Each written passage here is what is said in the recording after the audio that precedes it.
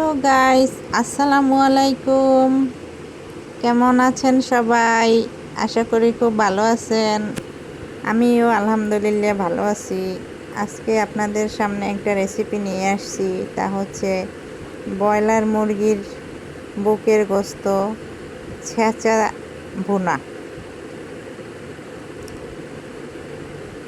এই যে দেখেন, গোশগুলো ছেঁচতেছি।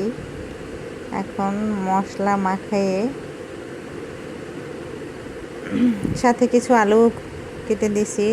মশলাগুলো ভালোভাবে মিশিয়ে হাত দিয়ে মাখাতে হবে। হাত দিয়ে মাখাইয়ে এই দেখে যে জিরার গুঁড়ো, ধনিয়ার গুঁড়ো, হলুদের গুঁড়ো, মরিচের গুঁড়ো, লবণ এগুলো দিয়ে প্রথমে মাখাই নেব। মাখানে ভালোভাবে মাখাচ্ছি। ভালোভাবে মাখাইয়ে তারপরে গরম তেলে ভাজবো। প্রথমে গোশগুলো দিয়ে দিলাম। গোশগুলো ভাজতে একটু সময় লাগবে, আস্তে আস্তে করে ভেজে নেব। তারপর এই যে গোশগুলো দিয়ে দিচ্ছি একটু একটু করে। সবগুলো গোশ দেওয়া হয়ে গেছে। এখন এই যে একটু ভাজা ভাজা হয়ে গেছে এক পাশ। এখন উল্টে দেব, উল্টে পাল্টে দেব। উল্টে পাল্টে দিয়ে দাগ এই যে ব্রাউন কালার করে আলুগুলো সাথে দিয়ে দিলাম।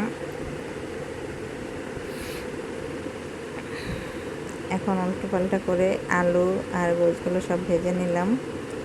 এবার বোনা করব, এই জন্য পেঁয়াজ কুচি আর রসুন কুচি দিয়ে ভাজতেছি। রসুন কুচি, পেঁয়াজ কুচি যখন ভাজতে ভাজতে ব্রাউন কালার হয়ে যাবে, তখন দেব পেঁয়াজ বাটা, রসুন বাটা,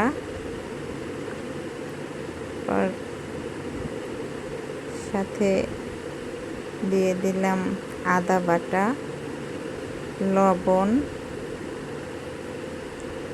এগুলো নেড়েচেড়ে মিশিয়ে দিলাম। মরিচের গুঁড়া, তারপর দেব সামান্য হলুদের গুঁড়া, তারপর দিলাম ধনিয়ার গুঁড়া, জিরার গুঁড়া,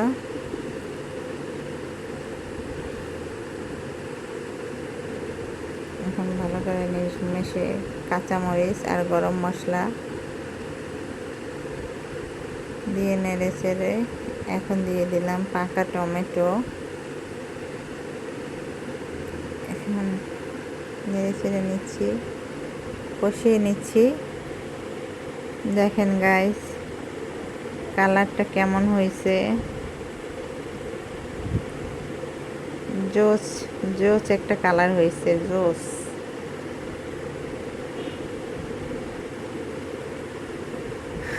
কষিয়ে নিচ্ছি, ভালোভাবে কষিয়ে নিচ্ছি। মশলাগুলো ভালো করে কষিয়ে এখন আলু আর গোশগুলো দিয়ে দিলাম। গোশগুলো দিয়ে কিছুক্ষণ কষিয়ে নেব। যে গোছের মজাই হচ্ছে কষানো। এখন ঝোল দিয়ে দিলাম, ঢেকে দিলাম। এই যে রান্না প্রায় হয়ে গেছে। এখন দিয়ে দিলাম টমেটো সস। আলহামদুলিল্লাহ, আমার রান্না শেষ। দেখেন গাইস কেমন হয়েছে, কমেন্টস করে জানাবেন অবশ্যই। এই যে এখন বসে খাবো, প্রচণ্ড ক্ষুধা লাগছে। আজ এ পর্যন্ত, আল্লাহ হাফেজ।